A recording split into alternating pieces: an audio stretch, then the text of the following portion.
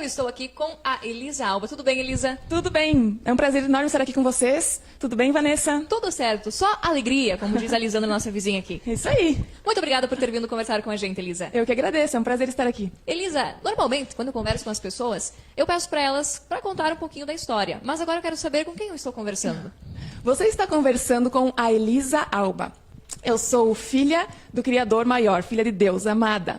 Filha do Mauri Carlos Alba e da Iglaé Marisa Pereira Alba. Eu sou muito grata pela minha família, pelos meus pais. Eles me apoiam em tudo que eu preciso. Eu me formei em arquitetura, fiz faculdade em Passo Fundo, montei escritório, trabalhei aqui com o Sandro Bonfante, aqui em Constantina, com o Ed. E formei uma carreira na arquitetura. Sim. Porém, aconteceram algumas coisas na minha vida que eu tive que passar, né? Por dores, por alguns traumas que eu superei. Então, eu resolvi deixar de lado a arquitetura. Não deixa de ser o meu amor, minha paixão paixão, porque eu amava projetar, eu amava ajudar a realizar o sonho das pessoas, né? Que é construir a sua própria casa. Mas eu encontrei na escrita um amor maior e um propósito de vida. Elisa, você é natural aqui de Constantina? Sou natural daqui. E agora você reside aonde? Hoje eu estou em Itapema, Santa Catarina. Mas é bom voltar às raízes, conversar um pouquinho com o pessoal. Até os cidadãos daqui sentem saudade. É muito bom. Às vezes eu venho passar final de semana, feriadão, vai tomar um café com as amigas. Ai, melhor coisa que tem. Uhum. Elisa, nós temos aqui também uma obra sua. Vou até mostrar para o pessoal, uma jornada de superação. Comenta um pouquinho sobre ela, como é que surgiu. Você disse que na sua vida passou por alguns momentos difíceis. Foi através desses momentos complicados que surgiu essa bela obra? Sim, foi através desses momentos. Quando eu era criança, eu tinha 7 aninhos, eu era muito apegada ao meu avô materno. Sim. E ele faleceu, ele veio a falecer. E quando a gente é criança, a gente não entende muito bem a morte, né? A gente escuta dos nossos pais que os nossos entes queridos foram morar no céu. Porém, eu não entendia muito bem isso e eu sempre fui muito sensível espiritualmente. Porque nós somos feitos de alma, corpo e espírito. Então, como eu era muito sensível espiritualmente, o meu avô, ele aparecia para mim nas madrugadas, à noite, e eu não conseguia dormir, uma criança. Então, a minha cabecinha ficou muito confusa. Porque, afinal, a minha mãe me falou que o meu avô tinha ido morar no céu. Mas você estava vendo ele? Estava vendo ele. E aí, quando eu cresci, eu fui vivendo a vida normal. Mais tarde, com 22 anos, o meu irmão mais jovem, de 20 anos apenas, ele faleceu também. Então, ele cometeu um ato contra a própria vida, né, que é o suicídio.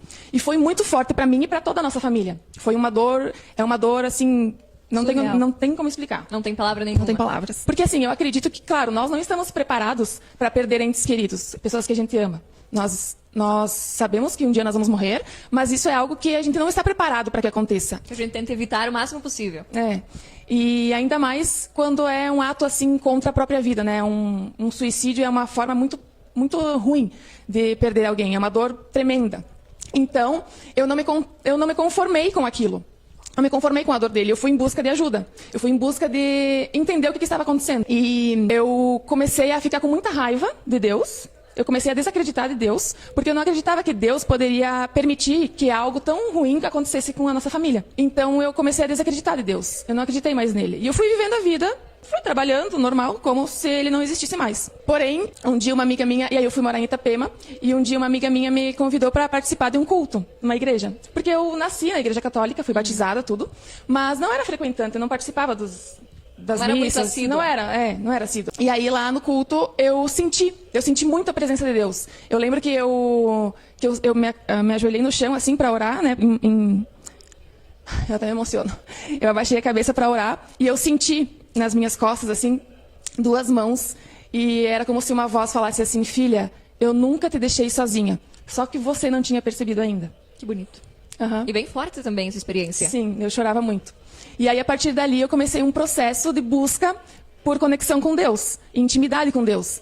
E eu comecei a participar dessas reuniões, comecei a entender sobre a Bíblia, comecei a ler a Bíblia, né, que é o grande livro que eu falo, que é um manual que Deus nos deixou de como nós podemos viver bem e melhor aqui na Terra. Eu digo que a Bíblia ela é mais atual do que o Jornal do Zero Hora. Sim. As pessoas falam assim, mas foi escrita não sei quantos anos atrás, mas não existe passado e futuro, o presente é o tempo inteiro, né? Sim, se você for analisar a Bíblia, ela fala de ansiedade, ela fala de depressão, ela fala, enfim, de vários assuntos atuais. Sim, Deus deixou a Bíblia como um manual de como nós viveríamos aqui na Terra. Sim. Para nós, se nós seguíssemos os princípios, né, os mandamentos. Isso. Porém, tem um versículo que fala que a iniquidade dos pais como é que é? A iniquidade dos pais vai sobrecair sobre os filhos até a 4ª geração. Então, tudo que é pecado, traição, adultério, mortes, sangue derramado, assassinato, tudo que aconteceu dos nossos antepassados, o pecado vai cair sobre a nossa geração de agora, Sim. dos nossos antepassados. E eu fui descobrir isso. Aí eu descobri que o meu avô, que tinha morrido quando eu tinha lá 7 aninhos, também cometeu suicídio. E aí eu fui pesquisar sobre os meus antepassados, e meu bisavô também cometeu suicídio. E um primo meu também cometeu suicídio. Então existe uma maldição hereditária sobre a minha família e sobre a minha geração. Porém, quando eu entreguei a minha vida para Jesus, eu entreguei para ele, a Elisa, a minha vida, ele já rompeu com essa maldição. Sim. Porque Jesus faz isso conosco. Ele nos limpa do pecado. E ele nos traz vida abundante, vida em abundância, nova. uma vida nova, isso. Eu me batizei nas águas, né? Eu desci as águas daí, lá nessa igreja que eu participava. Então a Elisa antiga, ela morreu e nasceu uma Elisa nova. E aí com esse propósito, né? Que é a escrita. E ele, através dessa conexão com Deus, ele me trouxe esse propósito, me pediu para escrever esse livro, para trazer esse assunto à tona, para nós estarmos aqui hoje falando com vocês, para trazer luz a essas questões, porque são questões que a gente não gosta muito de falar, é dolorido trazer à tona, né? Mas eu estou aqui para fazer isso e eu espero que você se sinta em paz e que você consiga olhar para as suas dores também. Elisa, a gente sabe que a depressão ainda, infelizmente, hoje em dia é vista como um tabu. Sim. A partir de qual momento você pensou, poxa, eu estou ficando cada vez mais depressiva, eu preciso fazer alguma coisa para reverter essa situação? Teve alguma atitude mesmo que te marcou? Eu comecei a frequentar muito, eu ia muito em festas, em baladas e bebidas alcoólicas. Eu bebia muito, porque eu queria fugir, né? Fugir da realidade. Da realidade, Aí isso. fica mais um alerta para as pessoas que pensam que a droga, a bebida, enfim, é a solução, não é? Não é. Porque, na verdade, são vícios destrutivos. Que tu começa a se destruir, né? Tu quer fugir daquela realidade, daquela tristeza, daquela dor, mas tu acaba piorando a situação, porque tu acaba com outra dor. No começo é bom, mas depois você vai mais um fundo do poço. Eu lembro que eu começava, tipo, sair em festa, assim, na quinta-feira até domingo. Aí, no domingo de tarde, assim, era um vazio, porque eu não tinha me preenchido, aquilo que eu tinha feito não tinha preenchido nada no meu coração, sabe? Então, não adiantou nada. E hoje, eu fico, às vezes assim, na sexta, no sábado de noite, que eu costumava sair bastante, eu fico em casa, eu fico estudando a Bíblia, fico com Deus, com louvor, fazendo oração, eu penso, meu Deus, se eu tivesse feito isso antes, né, como era bom. Mas não adianta, não dá para também ficar se culpando. Tudo é um processo, a gente passa pelo que tem que passar para chegar aqui hoje. Elisa, além dessa questão espiritual, que foi assim crucial para você conseguir a sua cura, você também frequentou algum profissional, tomou algum medicamento, enfim, para se curar disso? Sim, eu frequento psicólogo e psiquiatra. Até hoje eu tomo um remédio para ansiedade, né? Porque eu tive muitas crises ansiosas. A ansiedade, eu costumo dizer que ela é excesso de futuro, né? Ela é o excesso. Ela não é um sentimento, porque nós, seres humanos, nós temos 4 sentimentos básicos, que é medo, alegria, tristeza e raiva. Então, todos os outros sentimentos que vêm, esses 4 aflorados. Então, a ansiedade, ela é o medo aflorado, porque quando você está pensando muito no futuro, é porque você está com medo de algo, porque você não está conseguindo desfrutar do agora. Sim. Então, eu sempre tive muito medo, porque essas perdas muito bruscas na minha vida me desenvolveram um medo de perder familiares próximos a qualquer... então, eu sempre ficava em alerta. Se amanhã eu perder mais alguém. Sim. Então, eu desenvolvi crises ansiosas muito fortes. E aí, hoje eu estou em tratamento, né? Já estou muito melhor, meu Deus. Mas eu ainda tomo um remedinho para ansiedade. E, claro, eu melhorei muito os meus hábitos. Sono, dormir muito bem à noite, alimentação saudável, fazer atividade física. São hábitos saudáveis que nós podemos converter em saúde. Elisa, defina a vida em uma palavra, com tudo que você aprendeu. Superação. Ah, claro, a sua obra aqui também. Já que entramos no assunto da sua obra, tem uma frasezinha que eu até deixei marcada aqui. Que legal! Que eu achei muito bonita.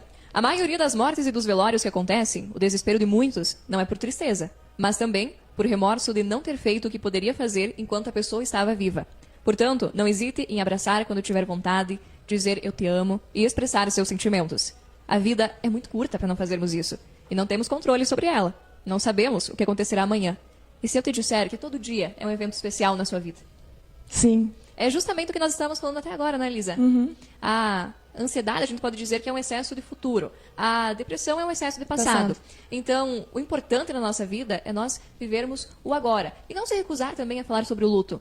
Porque o luto é algo que todo mundo vai ter que passar. uma hora ou outra, às vezes, ele vem de uma maneira, assim, bem trágica, como aconteceu com você, com a tua família. Às vezes, a pessoa tem um tempinho, assim, para ir se preparando, mas é inevitável na nossa vida. Eu sempre digo, né? Claro, não estou diminuindo a dor de ninguém, mas, por exemplo, quando acontece um acidente ou uma doença, é como se... Parece que é um pouquinho mais fácil de conseguir passar. Mas o suicídio para mim, é um dos piores, porque quem é o familiar que começa a ficar com muitas questões não respondidas e muita culpa de não ter feito alguma coisa antes. Então, essa culpa, a gente precisa trabalhar ela e levar para essa frase que eu coloquei no livro, né? Que é abraçar hoje. Se tem saudade, fica hoje. Beija, fala que te ama. Porque amanhã é melhor não lidar com essa culpa do que... Sim. É o que eu sempre digo. A pessoa, ela tem que viver o agora. A partir do momento que você passa a viver o agora sem se preocupar tanto com o futuro ou se culpar demais por coisas que você não tinha ideia da consequência que ia resultar, você passa a evitar muito problema na sua saúde mental. Elisa, tem algum recadinho, algum conselho, assim, preponderante para você passar, para as pessoas também? A gente sabe que tem muitos indivíduos nesse momento enfrentando questões delicadas, complicadas. Sim, eu quero dizer que para você buscar ajuda, não hesite em buscar ajuda. Ansiedade, depressão, não é drama, não é preguiça, não é...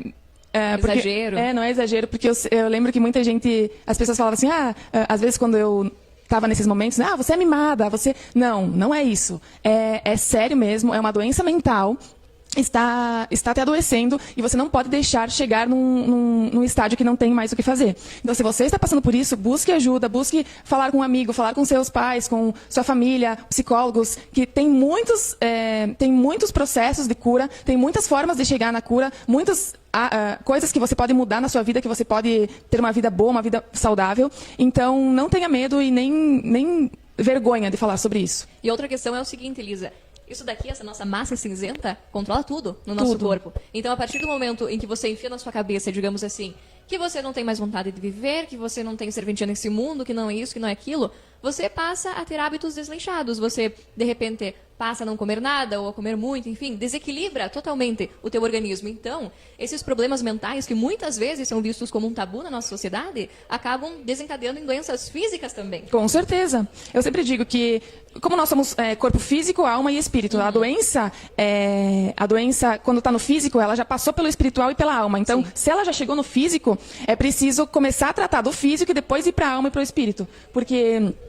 eu tenho um canal lá no YouTube que eu falo sobre esses assuntos. Se a pessoa quiser entrar... Pode divulgar também. Qual que é o seu nome lá? É Elisalba. Meu nome mesmo. Bem simples. E aí eu falo sobre esses assuntos e lá tem um vídeo sobre a depressão, que existe a depressão nos 3 níveis, né? Na alma, no espírito e no corpo. E, geralmente, quando a depressão ela é espiritual, que foi o caso da minha família, do meu avô e do meu irmão, ela comete o suicídio, porque é no espírito. E aí você precisa tratar isso, procurar alguém que faça libertação espiritual, procurar alguém que faça esse trabalho, né, que eu falei da maldição hereditária, que quebra essa maldição e você se permite a vida, você se permite a viver aqui. Uma coisa importante que você falou anteriormente também, Elisa, é que assim, você não pode culpar a pessoa por ter a depressão ou ter a ansiedade. Muitas vezes, a gente vê isso com frequência. Pessoas que aparentemente têm uma vida perfeita, você imagina, era arquiteta, enfim, tinha toda uma estrutura, uma base. E mesmo assim, desenvolveu toda essa questão. Então, não culpe a pessoa, não diga que é mimada, como você mesmo mencionou. É que as pessoas que vê de fora, elas acham que tá tudo bem, porque as pessoas que têm depressão, elas têm vergonha. Como tu falou antes, é um tabu, né? Sim. As pessoas têm vergonha de falar isso. E como elas não falam sobre isso, quem vê de fora acha que está tudo bem. Mas no fundo a pessoa está sofrendo. Então, por isso que eu digo, é a pessoa que está passando por isso que precisa falar, precisa externalizar. Não ter vergonha, não ter problema em falar com isso, falar disso que tu está passando, porque ninguém sabe, né, o que está acontecendo. Sabe, uma vez eu até estava vendo uma psicóloga mencionando, e ela disse que 90% dos pacientes dela, assim, os suicidas, eles sempre carregam um belo sorriso. Então, de repente, a gente não consegue nem ver quem está passando por isso. Não é nítido aos olhos da sociedade, das outras pessoas. Muitas vezes acaba sendo interno. E aí, quando acontece o fatídico, a gente não entende. Poxa, por quê? Porque tão cedo? Tinha tudo, enfim. Foi o que aconteceu com o meu irmão. Ele era um menino muito lindo, ele era querido, ele é amoroso, abraçava todo mundo ficou... Eu lembro, no dia que aconteceu aqui, a população de Constantina, todo mundo ficou chocado, ninguém recebeu a notícia, mas como assim, né? Porque ele não demonstrou nada de tristeza. Mas um recadinho importante para deixar pro pessoal é que a morte não resolve nada. Não. As coisas da vida, gente, se resolvem em vida. Não adianta, muitas pessoas que tentaram cometer o suicídio e não conseguiram chegar, ainda bem que não conseguiram chegar ao que elas queriam, enfim, vêm e relatam agora que elas sentiram um vazio enorme. Assim, um vazio tão grande que elas não conseguiam mais suportar. E elas mesmas disseram, gente, não faça isso. Porque muitas vezes nós pensamos assim, poxa, com a morte eu vou parar de sofrer, eu vou parar de sentir essa angústia, de repente, sabe, eu vou conseguir me libertar de tudo isso. Mas não é assim. Você está passando por tudo isso em vida, então é aqui que você vai resolver. Porque Deus, ele nos criou com um propósito maior. Quando acontece isso, de nós estarmos tristes, em depressão, ou com algum desses sentimentos que a gente não sabe lidar, significa que talvez você não esteja cumprindo o projeto que Deus criou para tua vida. Porque se você está frequentando um trabalho, fazendo alguma coisa que você não gosta, você vai sentir tristeza, porque aquilo não está satisfazendo a tua alma e o teu espírito, pelo que você foi criado para fazer. Então, você tem que buscar o que você ama fazer, o que você gosta de fazer. E conexão com Deus, né? Eu nem sabia que eu poderia escrever um livro. E quando aconteceu tudo isso... Está aqui já. Está aí. Veio o segundo livro também, que nem o Brandão falou? Tá vindo o segundo. E eu descobri na escrita o meu propósito. Eu adorei escrever, assim, foi algo libertador, sabe? E escreve muito bem. Obrigada, que bom. E agora já tô no segundo, como o Brandão falou, e espero que seja uma obra de sucesso aí também. Com certeza. Mais uma na sua trajetória. Mais uma. E o segundo é sobre a ansiedade. Então, olha, é um complemento. Com certeza vai ajudar muita gente, inclusive eu que sou uma pessoa bem ansiosa. Então eu já vou ter que adquirir também essa segunda então tá obra. bom. Elisa, mais algum recadinho pro pessoal? Eu quero dizer que eu estou aqui, se caso alguém quiser conversar, falar sobre alguns assuntos, tem meu Instagram, tem o meu canal no YouTube lá, tem o meu livro, se você quiser adquirir para ler. Se você quiser falar ou trazer a luz sobre esses assuntos, eu estou aberta a ouvir. Meu Instagram me segue lá, é eu, Elisa Alba. E nunca deixe de abraçar, beijar quem você ama, a sua família, viver esses momentos, que a nossa família é a melhor coisa que nós temos e são eles a nossa base, né? Então, seus amigos, as pessoas o que você quiser externizar de amor, faça isso em vida. Com certeza. Lisa, muito obrigada por ter vindo conversar com a gente. Eu que agradeço. Muito obrigada, Vanessa. E abordado temas tão importantes. Obrigada a você. E lembre-se, gente, as coisas da vida se resolvem em vida. Grande abraço.